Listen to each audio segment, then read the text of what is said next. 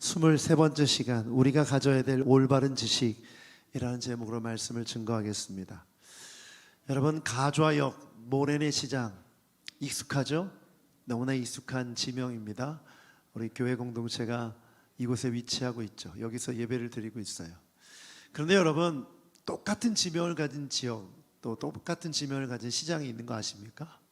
인천에 있습니다. 인천에 모래내 시장이 있고요, 인천에 가좌역이 있습니다. 어떤 분이 무심결에 이제 여기가 거긴 줄 알고 내비게이션에 입력했는데 인천으로 막 달린 거예요. 알고 봤더니 여기가 아닌데 인천을 향해 가고 있었다고 합니다. 차를 돌려서 돌아오는데 시간이 오래 걸렸다고 그래요. 여러분, 속도보다 방향이 중요하죠. 방향이 어디냐 상당히 중요합니다. 방향이 틀리면 아무리 빨리 달려도 엉뚱한 곳으로 갈 수밖에 없고 헛수고죠. 또 때로는 잘못된 방향으로 가다가 사고도 나고 많은 사람이 어려움에 겪어맙니다. 그래서 바울 사도가 오늘 말하는 이스라엘 백성들, 유대인들이 가지고 있었던 그 열심의 방향이 잘못됐다고 말해요. 그 방향이 잘못된 것을 잘못된 지식을 갖고 있다고 말합니다. 잘못된 지식을 가지고 열정을 가지고 살아가는 것이 마치 틀린 방향으로 속도를 내는 것과 똑같은 것이죠. 우리가 잘 아는 이단과 사입이 대부분 잘못된 지식으로 열심을 내는 사람들입니다. 올바른 지식이 아닌 잘못된 지식을 갖고 살아가면 아주 힘들고 어려운 결론을 맞게 되죠. 그래서 2절 말씀을 보면 바울 사도가 이렇게 말합니다. 오늘 본문의 2절입니다. 함께 읽어보죠. 시작. 나는 증언합니다. 그들은 하나님을 섬기는데 열성이 있습니다. 그러나 그 열성은 올바른 지식에서 생긴 것이 아닙니다. 열성이 있는데 올바른 지식에서 생긴 것이 아니다. 즉 잘못된 지식으로 열성을 내고 있다. 그래서 그들은 걸려 넘어졌다라고 말해요. 유대인들이 잘못된 지식을 가졌다는 것을 바울 사도가 어떻게 이렇게 증언한다고 표현하고 있을까요? 바로 그도 잘못된 방향으로 열성을 내서 달리던 사람이었기 때문에, 예수님 믿는 사람들을 핍박하고 잡아 죽이기 위해서 달려나갔던 사람이기 때문에 그는 너무나 잘 알고 있었던 거죠. 그래서 31절을 보면 이렇게 말하고 있어요. 이스라엘은 의의 율법을 추구하였지만 그 율법에 이르지 못했다. 왜? 잘못된 지식을 갖고 있었기 때문에. 율법을 추구했지만 이르지 못했다. 32절을 보면 그들은 걸림돌에 걸려 넘어진 것입니다. 도리어 율법에 이르지도 못하고 걸림돌에 걸려 넘어졌다. 자신의 과거를 돌아보며 현재 모든 유대인들이 지금 잘못된 지식으로 잘못된 방향으로 가고 있는 것, 결국은 그들은 걸려 넘어질 수밖에 없다는 것을 바울은 너무나 잘 알고 있었던 것이죠. 그런데 이 걸림돌이 무엇이냐? 걸림돌은 33절을 보면 이렇게 기록하고 있어요. 33절 읽어보죠. 시작. 그것은 성경에 기록한 바와 같습니다. 보아라, 내가 시온에 부딪히는 돌과 걸려 넘어지게 하는 바위를 둔다. 그러나 그를 믿는 사람은 부끄러움을 당하지 않을 것이다. 이 말씀은 이사야서 8장 14절을 인용한 것인데, 여기 보면 부딪히는 돌과 걸려 넘어지게 하는 바위를 둔다. 이건 누구를 뜻하죠? 바로 예수님을 뜻합니다. 그런데 이 예수님을 믿으면 걸려 넘어지지 않는데, 예수님을 믿지 않으면 이 돌에 걸려 넘어지게 된다. 복음을 듣고도 받아들이지 않는 유대인들은 바로 이 돌에 걸려 넘어진 것과 같다라는 것입니다. 왜? 그들이 올바른 지식을 갖지 못했기 때문에, 잘못된 지식을 갖고 있었기 때문에 걸려 넘어지게 되었다. 그런데 그들이 가진 잘못된 지식은 무엇입니까? 32절에 말하고 있죠. 32절 말씀 보겠습니다. 시작. 어찌하여 그렇게 되었습니까? 그들은 믿음에 근거하여 의에 이르려고 한 것이 아니라 행위에 근거하여 의에 이르려고 했기 때문입니다. 행위에 근거하여 의에 이를 수 있다라는 지식, 그것이 잘못된 지식이었고, 이 잘못된 지식은 잘못된 방향으로 그들의 열성을 이끌어 결국 그들은 넘어질 수밖에 없다. 이것이 바울 사도의 메시지인 것이죠. 그래서 어떤 결과가 나오냐면 3절을 보면 그들은 하나님의 의를 알지 못하고 자기 자신들의 의를 세우려고 힘쓰므로 믿음으로 의롭게 된다는 것을 믿지 못하고 행위로 의롭게 된다는 것을 잘못된 지식을 가졌을 때 자신들의 의를 세우게 된다는 거예요. 그래서 하나님의 의에는 복종하지 않게 된다. 그래서 자막을 준비했는데 첫 번째, 잘못된 지식은 뭐냐? 행위의 근거에 의를 잃을 수 있다라고 생각하는 게 잘못된 지식이고, 두 번째, 이 지식을 갖게 되면 어떤 현상이 일어나냐? 자신들의 의를 세우려고 힘쓰게 되어 있다는 거예요. 그리고 잘못된 결과가 나타나는데 그게 뭐냐? 하나님의 의에는 복종하지 않게 되었다. 하나님의 의, 예수 그리스도를 믿는 믿음에는 순종하지 않게 되었다. 즉 이것은 걸림돌에 걸려 넘어지게 된 것이다. 사랑하는 여러분, 우리에게 이런 잘못된 지식이 없기를 바랍니다. 하나님의 의는 행위로 얻는 것이 아닌 줄 믿습니다. 그런데 우리 속에 스며들어 있는 잘못된 지식이 있을 수 있죠. 행위의 근거에 하나님의 의를 이룰 수 있다는 지식이 우리에게 있다면 그것을 다 버려야 하는 것입니다. 제가 만났던 한 목사님, 그 목사님은 기도원에서 열심히 부흥사로 사역하시던 분이었는데 그분이 제게 명함을 건네주시는 거예요. 근데 이 명함 뒷면에 이렇게 기록되어 있어요.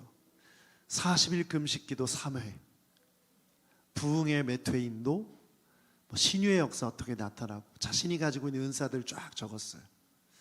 제가 그 명함을 보고 굉장히 특이하다는 생각과 함께 왜 이렇게 명함을 만들게 되었을까라는 생각을 했었던 적이 있거든요. 왜 그렇죠? 그런 경력, 그런 이력, 자신의 행위가 남들로부터 인정받는 그런 근거가 되기 때문이죠. 그러다 보니까 누군가가 나를 불러주고 누군가가 나를 인정해주고 누군가가 나를 받아주려면 내가 갖고 있는 능력, 내가 갖고 있는 업적, 내 행위가 중요한 것입니다. 유대인들을 한번 생각해 보십시오. 왜 그들이 사람들이 많은 시장 어귀에서 손을 들고 기도했죠?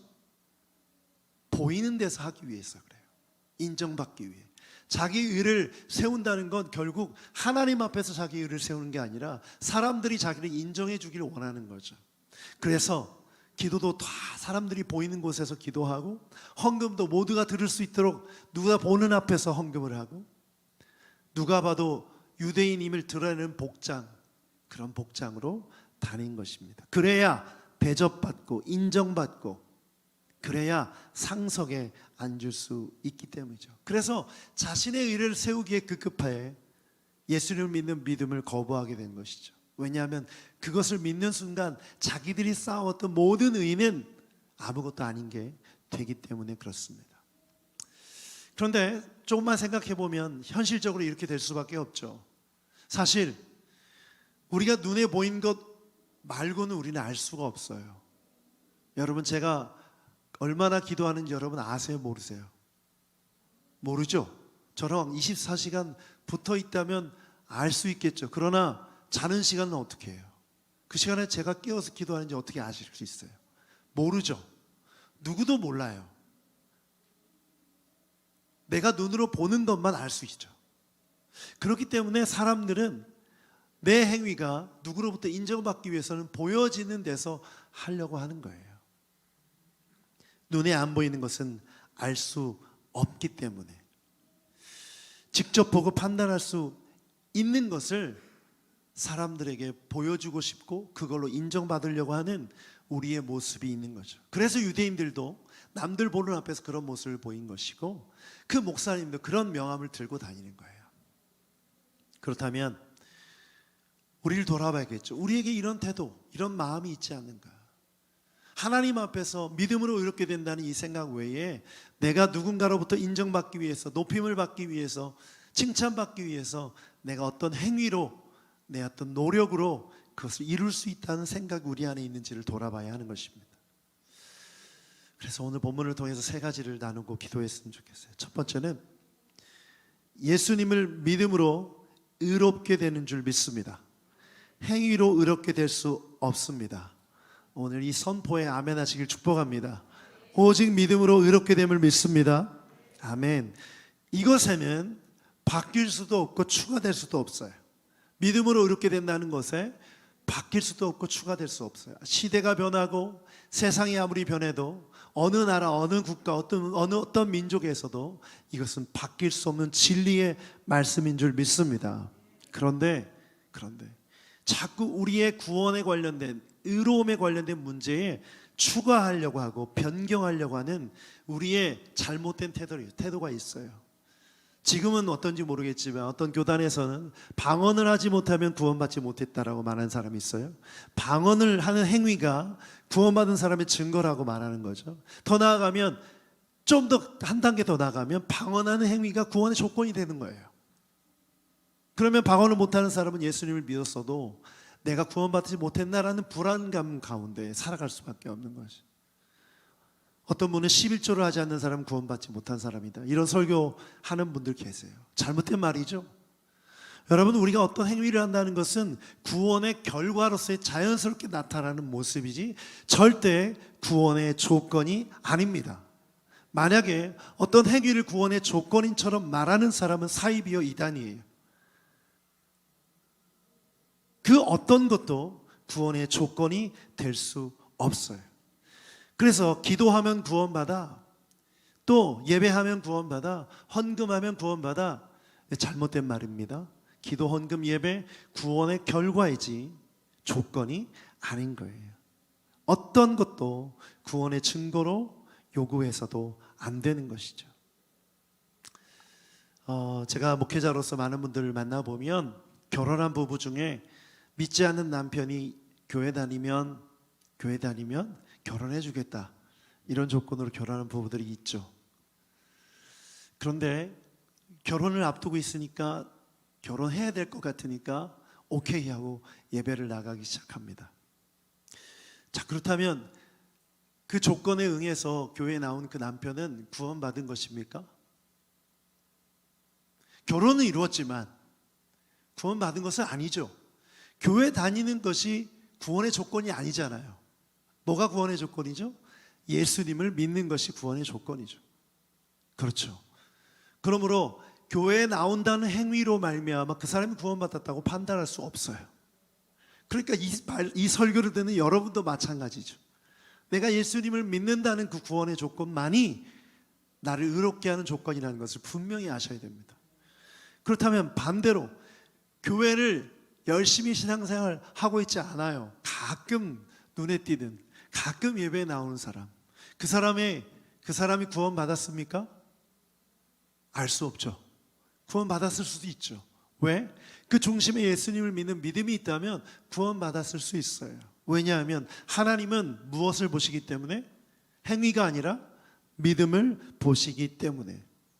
그래서 우리는 이런 실수를 하지 말아야 돼요. 복음을 왜곡하고 있는 거예요. 세상이 그런 식으로 돌아가고 우리가 그런 세상에 살다 보니까 자꾸 복음을 우리 눈에 보이는 조건으로, 행위로 해석하려고 하는 거예요. 어떤 사람이 신앙생활 열심히 하지 않으면 그 사람은 구원받지 않은 것이다, 이런 생각이나 말, 아주 위험한 것들입니다. 헌금도 마찬가지고 기도도 마찬가지고 예배도 마찬가지. 오직 구원은 하나님께 속한 것이죠. 로마서 3장 30절 말씀 함께 읽어보겠습니다. 시작. 참으로 하나님은 오직 한 분뿐이십니다. 그러므로 하나님께서는 할례를 받은 사람도 믿음을 보시고 의롭다 하시고, 할례를 받지 않은 사람도 믿음을 보시고 의롭다고 하십니다. 무엇을 보신다고요? 믿음을 보신다. 할렐루야. 여러분의 믿음을 보시는 줄 믿습니다. 그러므로 우리 공동체 가운데 신앙생활 열심히 하는 사람들도 우리가 존중하고 그들의 믿음을 칭찬할 수 있지만, 또 신앙생활을 열심히 하지 않는 사람도 그 안에 믿음이 있다면 얼마든지 충분히 우리가 존중하고, 왜냐하면 그 하나님께서 믿음을 보시기 때문에 그렇습니다. 그러므로 여러분, 오직 믿음으로 구원받는다는 이 복음의 핵심 진리, 여러분 이것에 그 어떤 것도 추가하지 않기를 바랍니다. 두 번째, 하나님의 뜻을 이루기 위한 열성이 필요합니다. 여러분, 잘못된 지식을 가지고 잘못된 열심을 내면 사고가 나죠. 그런데 방향이 바르다면 이제 열성을 내야 됩니다. 열심을 내야 돼요. 1절 말씀을 보면 이렇게 말하고 있습니다. 1절을 함께 읽어보죠. 시작. 형제자매 여러분, 내 마음의 간절한 소원과 내 동족을 위하여 하나님께 드리는 내 기도의 내용은 그들이 구원을 얻는 일입니다. 1절만 읽어볼게요. 이 말씀을 보면 내 마음의 간절한 소원과 내 동족을 위하여 하나님께 드리는 내 기도의 내용은, 지금 바울이 열성을 다해 기도하고 있다는 뜻이에요. 누구를 위해? 내 동족을 위하여. 그가 열심을 다해 기도하는 이유가 뭡니까? 내 동족이 구원받기 원한 것이죠. 그들이 회개하고 주님께 돌아오는 것을 원했던 거예요. 그래서 그가 선교 여행을 떠날 때 가장 먼저 유대인들이 모여있는 회당을 방문한 거예요. 그리고 거기서 복음을 증거하는 것이죠. 이것은 무엇을 뜻하냐? 바울이 전에는 잘못된 지식으로 잘못된 방향으로 열성을 내었지만 이제 바른 방향으로, 옳은 방향으로 열성을 내고 있는 거예요. 복음을 받아들인 이후에 그의 열심을 다해 복음을 증거하고 있는, 특별히 자기 동족을 위해 기도하면서 복음을 전하고 있는 바울의 모습을 보여주는 것이죠. 그래서 여러분, 방향이 결정됐으면 열정으로 그 방향으로 나아가야 될 줄 믿습니다. 아멘. 이것이 우리에게 주시는 메시지예요. 여러분, 열정이 있습니까? 하나님을 향한 열정이 있습니까? 없습니까? 방향이 결정됐으니 좀 느리게 가도 되지 않아요, 목사님? 괜찮아요. 느리게 가도 돼요. 그런데 조금씩 열심을 내야 됩니다. 하나님께서 우리에게 맡겨주신 이 구원의 목적을 반드시 기억해야 돼요. 여러분, 우리를 구원하신 목적이 뭐죠? 천국 가게 하시려고? 아니죠. 이 땅에 있는 동안 하나님의 나라를 이 땅에 세우고 하나님의 뜻을 이루고 복음을 증거하고 하나님의 말씀대로 살아가는 삶을 살기 위함이죠. 그 방향이 결정되었으면 이제 열심을 내야 되는 거예요. 그 일을 위해 기도하고 그 일을 위해 복음을 전하고 그 일을 위해 헌신하는 것이죠. 여러분, 그것이 우리가 구원받은 목적입니다. 바울이 방향이 바뀐 뒤에 열심을 내고 자신의 삶을 다해 애썼던 것처럼 우리도 열심을 내어서 그렇게 살아가야 하는 것이죠. 여러분, 우리가 이런 생각하고 있으면 위험해요. 구원받았으니 다 이루었다는 생각은 정말 위험합니다. 구원은 거래가 아니에요. 주님, 내가 믿었으니까 나 구원해 주셨죠. 그러니 나는 이제 구원받았으니 이제 편안하게 예수님 믿는 믿음으로 살겠습니다. 이게 아닌 거죠. 우리에게 믿음을 허락하신 이유는 우리를 부르셔서 하나님의 뜻대로 살아가게 하심으로 하나님의 역사를 이루기 위함인 줄 믿습니다. 그러므로 우리가 열성을 내어서 하나님의 뜻을 이루어야 하는 것이죠. 우리가 로마서 말씀을 묵상하면서 약 3주 정도 하나님의 주권에 대해서 나눴어요. 그랬더니 제 아내가 저한테 염려되는 부분을 얘기하더라고요. 하나님의 주권을 얘기하면 성도들이 기도하지 않을 것 같다는 거예요. 열심을 내지 않을 것 같다는 거예요. 기도해봐야 뭐해? 다 하나님의 뜻대로 이루어지는 거.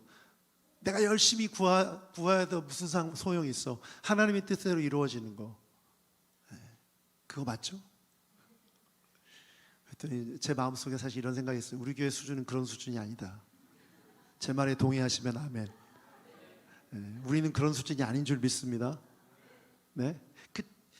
내가 원하고 바라는 그 방향이 제대로 설정됐다면 이제 하나님의 나라와 의를 열심히 구해야죠. 여러분, 재정을 위해 기도하십시오. 그런데 돈 왜 벌어요? 왜 그걸 구하냐는 거예요. 여러분, 건강하셔야 돼요. 근데 왜 건강해야 돼요? 주님의 나라와 역사를 이루기 위함인 줄 믿습니다. 그럼 더욱더 열심을 내야죠. 더욱더 열심을 내야죠. 열심을 내서 봉사하고 예배하고 기도하고 헌신하고. 여러분, 그 방향이 정해졌다면 열심을 다해야 됩니다. 저는 그런 마음이 있어요. 우리 교회 절대 이 열심이 떨어질 사람들이 아니다. 할렐루야. 제 아내가 괜한 걱정한 줄 믿습니다. 그런 걱정과 염려는 사라질지어다. 제 아내가 염려가 전공이에요. 예. 네. 근데 제가 이제 그 말을 듣고 사실 굉장히 그때부터 좀 깊이 생각했어요. 이렇게 될 수 있겠구나. 하나님의 뜻을 구하는 일에 열심을 다해서 기도하지 않을 가능성이 있는 거죠. 왜? 결국 하나님의 뜻이 이루어질 거면 내가 원하는 걸 구하는 걸 바라는 걸 구해봐야 무슨 소용이 있어? 이런 생각할 수 있잖아요. 그렇죠. 그런데 여러분, 하나님의 뜻을 우리가 다 할 수 있어요, 없어요? 없죠. 내가 생각하는 하나님의 뜻을 최선을 다해 구하십시오. 그것이 어떤 방향이든 하나님 보실 때 합당한 방향으로 우리 기도 또한 인도해 주실 줄 믿습니다. 잘못된 기도를 구하면, 잘못된 것을 구하면 하나님이 깨우쳐 주실 거예요. 헛된 것을 구하면 안 주실 거예요. 걱정하지 마세요. 걱정하지 마세요. 다만 중요한 건 기도와 예배와 말씀을 향한 우리의 열정, 하나님의 얼굴을 구하는 열정, 하나님의 나라를 의를 구하는 열정은 절대 사라지지 말아야 될 것이죠. 바울 사도는 그거예요. 지금 동족을 향해, 이방인들, 믿지 않는 영혼들을 향해 나아가는 그 열정, 그 전에 잘못된 지식으로 가졌던 열정만큼 컸던 거예요.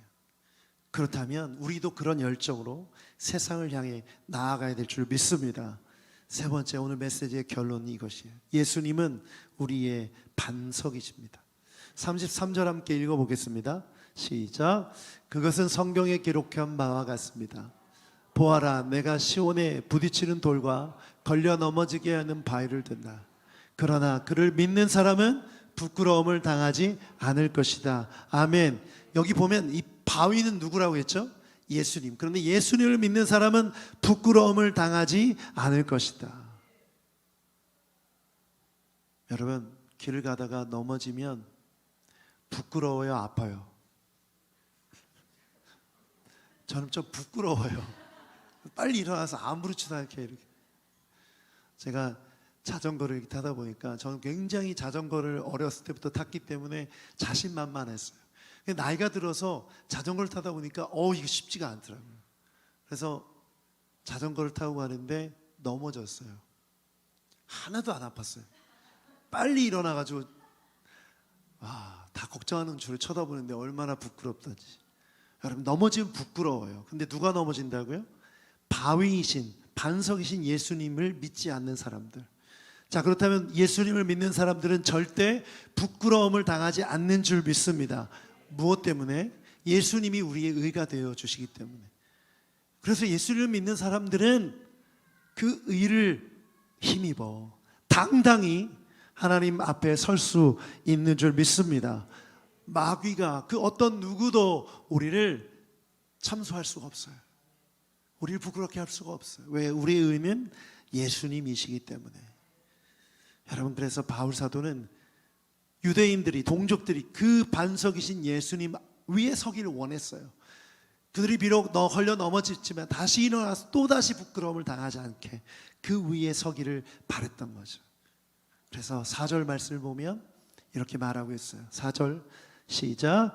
그러므로 그리스도는 율법의 끝마침이 되셔서 모든 믿는 사람에게 의가 되어 주셨습니다. 아멘. 아멘. 마태복음 5장 17절을 보면 함께 읽어보자. 마태복음 5장 17절 시작. 내가 율법이나 예언자들의 말을 폐허로운 줄로 생각하지 마라. 폐허로운 것이 아니라 완성하기. 아멘. 예수님이 우리의 믿음의 반석인 줄 믿습니다. 하나님께서 예수님을 통해서 모든 부끄러움을 가져가 주시고 의롭게 당당하게 주님 앞에 서게 해 주신 거예요. 이것이 믿음의 기초이고 이것이 신앙의 반석입니다. 여러분, 그래서 예수님을 누구라고 아는지가 정말 중요해요. 요한복음 17장 3절을 보면 영생은 오직 한 분이신 참 하나님을 알고 또 아버지께서 보내신 예수 그리스도를 아는 것이다. 아멘. 이 안다는 말이 무슨 뜻이죠? 지식적인 알미 아니라 경험적인 알미. 예수님을 반석으로 믿는다는 것이고 그 예수님이 내 반석이 되어주시기 때문에 그 어떤 어려움과 시험과 환난이 있어도 넘어지지 않는다는 것을 경험하는 거예요. 흔들릴지라도 다시 설 수 있는, 부끄러움을 당하지 않는 삶, 그것이 바로 우리의 믿음의 근거인 줄 믿습니다. 인생을 살다 보면 우리의 삶을 흔드는 일들이 많아요. 우리의 믿음을 흔드는 일들이 많죠. 우리의 걱정과 염려, 또 죽음에 대한 공포, 이것이 우리를 흔드는 일들일 수 있어요. 재정에 대한 어려움, 자녀에 대한 염려들 다 여기에 속하죠. 제가 얼마 전에 이석증이라고 아세요? 경험해 보신 분 계세요? 저는 길을 가다가 한번 이석증이 왔는데 처음 경험해 봤어요. 제가 한번 엘리베이터에서 쓰러진 적이 있지 않습니까? 그때는 의식이 없었기 때문에 이게 별로 눈을 떠보니까 만시창이가 되어 있었지만 이석 측은 좀 다르더라고요. 그냥 막 세상이 돌더라고요. 세상이 도는데 감당하기가 어려운 거예요. 서 있을 수가 없는 거예요. 이러다가 쓰러지면 죽을 수도 있겠구나. 공포가 다가오면서 저에게 왜 이런 증상이, 나에게 왜 이런 일이, 건강에 대한 염려가 생기면서 짧은 시간이지만 두려웠어요. 여러분, 인생을 살면서 죽음에 대한 공포, 또 재정적인 어려움, 또 삶의 어려운 문제들 생각하면 두려움이 임하지 않습니까? 이러다가 어떻게 되는 거 아니야? 근데 우리가 살아가는 삶은, 인생은 그럴 수밖에 없어. 그런데 분명한 것 하나, 절대 그 어떤 일이라도 변하지 않는 것 하나, 예수 그리스도를 믿는 믿음으로 우리는 하나님 앞에 당당히 설 것이다. 천국 문에 이르게 될 것이다. 그 앞에서 예수님이 우리를 붙들어 주시고 우리를 인도해 주실 것이다. 우리가 어떤 질병, 어떤 고난과 환난, 어떤 어려움 속에 흔들리고 힘들어서 때로는 눈물을 흘리며 기도할지라도, 고통받을지라도 주님이 그곳으로 인도해 주신 자는 믿음, 여러분, 그 믿음이 가장 중요한 것인 줄 믿습니다. 여러분 안에 그런 믿음이 있다면 반석 위에 서 있는 믿음이에요. 반석 위에 집을 세운 사람들이, 그것이 바로 우리에게 허락하신 구원의 믿음인 줄 믿습니다. 아멘.